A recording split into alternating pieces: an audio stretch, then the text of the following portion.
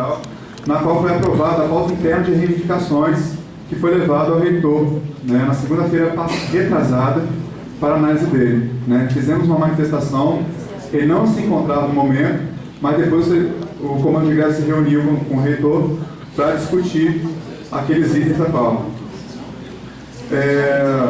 Primeiro item, progressão imediata dos docentes com titulação. Ressaltamos que este item já possui diversos pareceres favoráveis em vários órgãos federais, de diferentes estados e da União, a saber, Ministérios Públicos, Tribunais de Justiça, Advocacia Geral da União, Ministério da Educação e Ministério do Planejamento. Ressalto que foi entregue também aquele dossiê que o pessoal de Nova Venécia organizou, né, contendo essas decisões. 2. Democratização da gestão pela reestruturação da composição do Conselho Superior. Democratização da gestão com a participação da comunidade escolar na execução do orçamento. Transparência nos critérios de remoção. Concursos para professores segundo critérios de habilitação e em conformidade com a disciplina. Manutenção do auxílio de transporte. Criação do auxílio interiorização.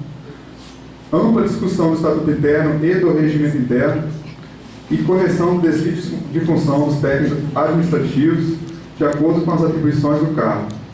E convidar um colega que participou dessa reunião e passar o que foi brevemente, né, o que foi discutido. Tiago? Bom, pessoal, boa tarde.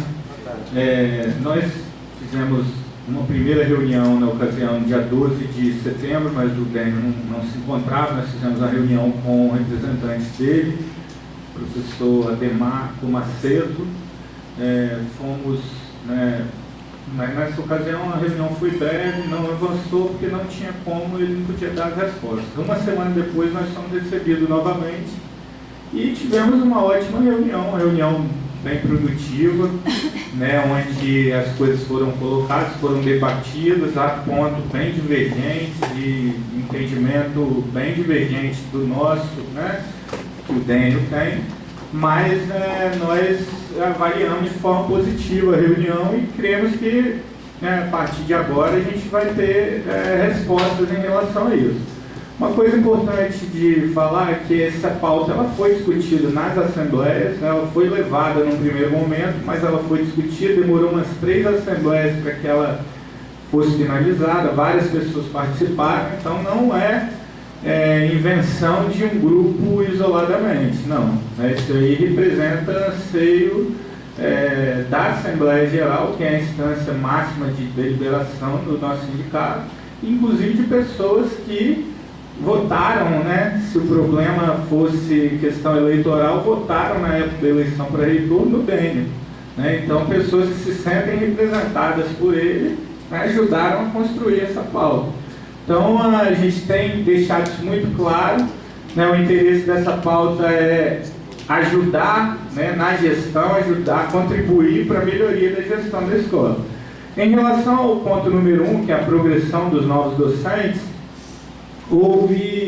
ele explicou o posicionamento dele, nós cobramos que isso fosse dado por aqui, levantamos vários argumentos favoráveis, inclusive o fato de que aqui é feita a progressão no interstício de 18 meses, mas a progressão imediata de D1 para D3 ela não ocorre. Então se cumpre uma parte da lei e a outra parte não é cumprida.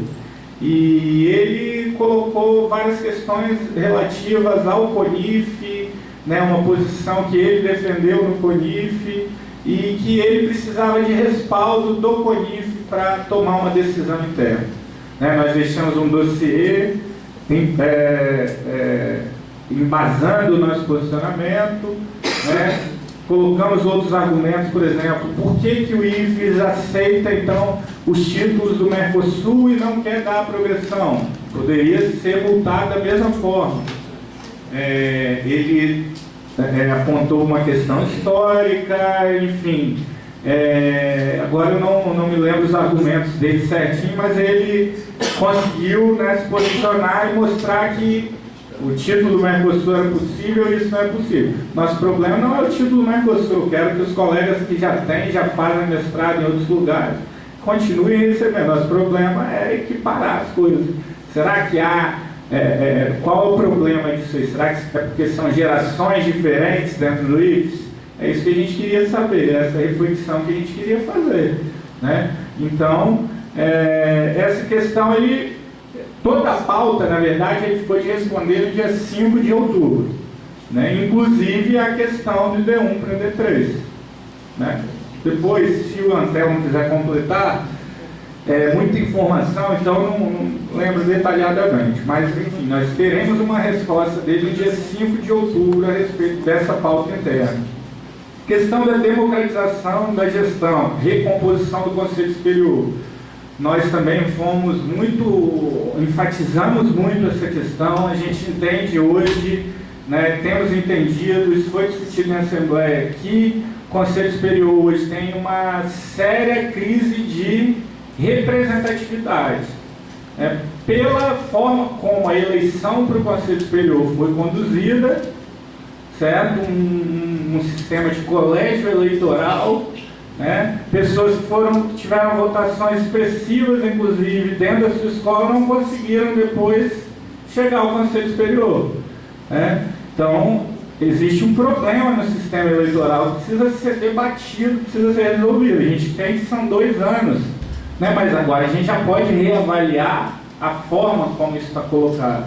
E a presença, né, e isso é uma pauta nacional, a presença do sindicato dentro do Conselho Superior, né? Não de simplesmente uma pessoa do sindicato vai se colocar, vai ficar no Conselho Superior e vai agir segundo a sua vontade. Não, vai agir pautado pelas discussões das assembleias sindicais, obviamente, né? Ele tem um entendimento diferente, no entendimento dele, colocar uma cadeira para o sindicato dentro do Conselho Superior é misturar as coisas. Nós não entendemos assim, porque os profissionais de educação, eles estão reunidos em torno do sindicato, né? E tem muitas questões que são trabalhadas no Conselho Superior que interessam a nós, né, enquanto profissionais. Então a gente acha que deve ser ampliado o número de cadeiras lá e, inclusive, que o sindicato consiga um espaço. Questão da remoção, né, foi colocada, né, o edital de remoção, a forma como a remoção foi construída. A gente entende que já existem vícios aí desde o início, certo? Não houve uma discussão, por exemplo, como nós estamos fazendo aqui, isso não aconteceu. O que aconteceu foi que uma proposta foi colocada na internet e as pessoas se manifestavam. E tem relatos de colegas que se manifestaram, deram sugestão e não foi alterado, não receberam retorno. Então nós entendemos também que as discussões precisam ser feitas aqui, igual a gente está aqui, né? Não só do edital de remoção, como de outras coisas, né? Você vai fazer um projeto político-pedagógico, fica uma comissão enclausurada, eu participei dessa comissão, eu acho que, eu não sei se você participou, e depois, como que as pessoas opinam sobre aquilo? Pela internet, né? Agora, qual é o problema, a gente questiona sempre, de fazer uma reunião no auditório, deixar que cada um se inscreva, fale a sua opinião e no final sai uma síntese e uma proposta, né? Se nós temos um interesse público coletivo, a gente vê que não tem problema nenhum, que vai ser melhor, né? Agora, toma tempo, você não vai conseguir fazer as coisas a toque de caixa, né? A expansão, ela vai demorar um pouquinho mais, mas a gente vai discutir as coisas coletivamente. O que vocês estão olhando aí? Enquanto difícil essa parte. É o descanso. Tá, então, eu já estou concluindo essa parte aqui. Foi muito pautada a questão da gestão democrática, da progressão e dos desvios de função. Desvios de função tanto de técnico-administrativo quanto de professor. Professores que fazem concurso são formados em história, né? Chegam na escola, aqui não tem ensino médio, mas nas escolas tem que dar aula de história, filosofia, sociologia, geografia e talvez até artes. Isso já aconteceu, né? Então, é uma coisa que, se a gente quer alguma qualidade, claro que essa coisa de qualidade a gente se discutir, mas tem coisa que não dá para relativizar, né? Um profissional formado em uma área tem que atuar na área dele. A gente vai garantir qualidade, começa por aí, né? Então, hoje, por exemplo, eu tive uma aula de ética na van, indo para Aracruz, mas eu já dei aula de filosofia, né? Então, quer dizer, vi que muita coisa eu não sabia. Não sou professor de filosofia, mas já dei aula de filosofia. Só para ilustrar que a gente está com um sério problema.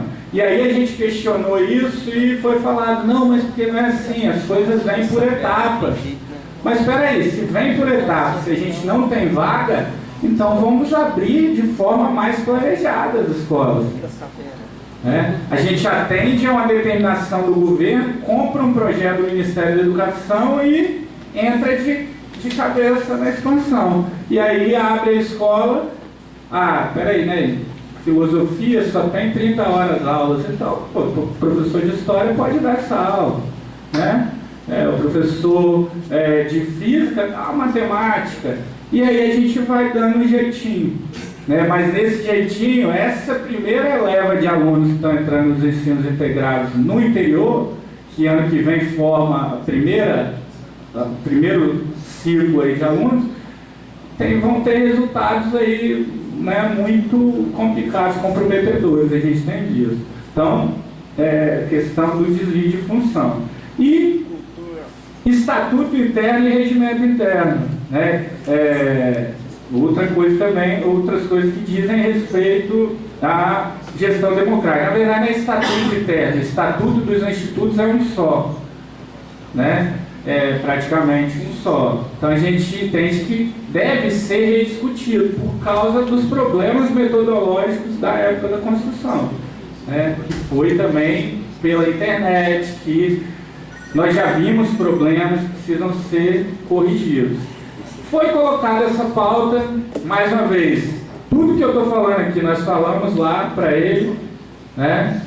A gente só está repetindo o que a gente falou para ele. Foi uma discussão de alto nível, com um momento de tensão, é verdade, mas que a gente entende que nós demos um passo assim, fundamental em termos de discussão de gestão democrática no Instituto, né? Abrir, quebrar tabus, barreiras. Por que o servidor não pode se reunir e cobrar com uma pauta? Né? Por que o servidor não pode apontar em determinados momentos as falhas, os problemas? Né? É um bem público, a escola é nossa, dos nossos filhos, dos nossos alunos, de todo mundo. Então isso é normal, né? Nós temos que ver esse problema. Eu só vou finalizar, pessoal, vou voltar um pouquinho aqui, depois eu não vou falar mais. A questão é a seguinte, que passou a primeira análise ali, nós vivemos um momento agora nessa greve e dentro, né, do Instituto, a educação como um todo, é um momento complicado. Não está fácil, o governo está agindo sistematicamente para criminalizar o movimento grevista, uma vez que ele não recebe o servidor em greve para negociar. Não está fácil quebrar essa barreira, então a gente tem que ter muita lucidez, a gente tem que buscar participar, refletir coletivamente, como a Adolfo falou, trazer mais gente para as assembleias, para fazer as discussões darem frutos para a gente pensar em saídas, tá? A gente olha para o Brasil esse ano, a gente vê aí pelo menos 10 greves do magistério, né? Nossa, uma greve que envolve professores técnicos, teve da universidade. Nós tivemos Rio Grande do Norte, ficou mais de 4 meses, se eu não me engano, tem a professora Amanda Gurgel. Rio de Janeiro, Minas Gerais, Prefeitura da Serra, Prefeitura de Vitória, enfim, né? Cariacica e Vila Velha. É um momento estranho. A gente ouve o discurso, vamos melhorar a educação, mas em contrapartida sofremos com a desvalorização. Então, vamos pensar junto, com lucidez. É empolgante quando a gente está na rua, volta aquele ânimo da época de estudante, né? O colega ali está sempre segurando as faixas lá, tem outros aqui, a gente vai com aquele gás, mas a gente precisa, a partir desse mês agora, né, começar a nos envolver mais e avaliar o nosso movimento, né, com lucidez, que não está fácil, né, e a gente só vai conseguir quebrar essa barreira com mais gente participando, né. Agora, vai chegar um momento que a gente nós não podemos, duas coisas, finalizando, perder o que a gente construiu com essa greve, porque nós já temos resultados significativos em termos de formação, em termos de discussão política, né, de união. A gente não pode perder isso, mas ao mesmo tempo a gente tem que estar constantemente avaliando isso aí, vendo até onde nós podemos ir. Certo? O Adolfo me passou aqui uma propaganda do Plano Brasil Sem Miséria, né, e diz o seguinte, ó, não é mais o pobre correndo atrás da ajuda do Estado, é o Estado chegando onde a pobreza está. Aí, principais ações do Brasil Sem Miséria: beneficiar 2 milhões de pessoas com qualificação profissional, intermediação de emprego, microcrédito e incentivo à economia popular e solidária. Qualificação profissional é uma coisa que o Instituto faz há 102 anos. É a instituição mais gabaritada para fazer qualificação profissional no Brasil, sem dúvida, com todo respeito às escolas particulares e ao Sistema S. Quem tem o know-how, quem tem a experiência maior, que acumulou mais conhecimento, é o Instituto Federal. Né? São os institutos das antigas escolas técnicas, e em vários níveis, né? O que é melhor e o que é propagandeado sistematicamente. Então está na hora da gente dizer o seguinte, ó, sem os institutos, sem a gente que trabalha aqui, não vai acontecer, essas metas não vão ser cumpridas, né? A gente vai parar no meio do caminho, porque depende de nós. Se a gente boicotar, não vai acontecer. É isso que está faltando às vezes, a gente parar e pensar. Ó, o poder que a gente tem hoje é muito grande, tem um interesse social, tem um interesse econômico, do ponto de vista de mão de obra, né, de mercado. Então, quer dizer, está faltando isso, está faltando a gente parar para pensar mais nesse poder que a gente tem. Adolfo, para falar.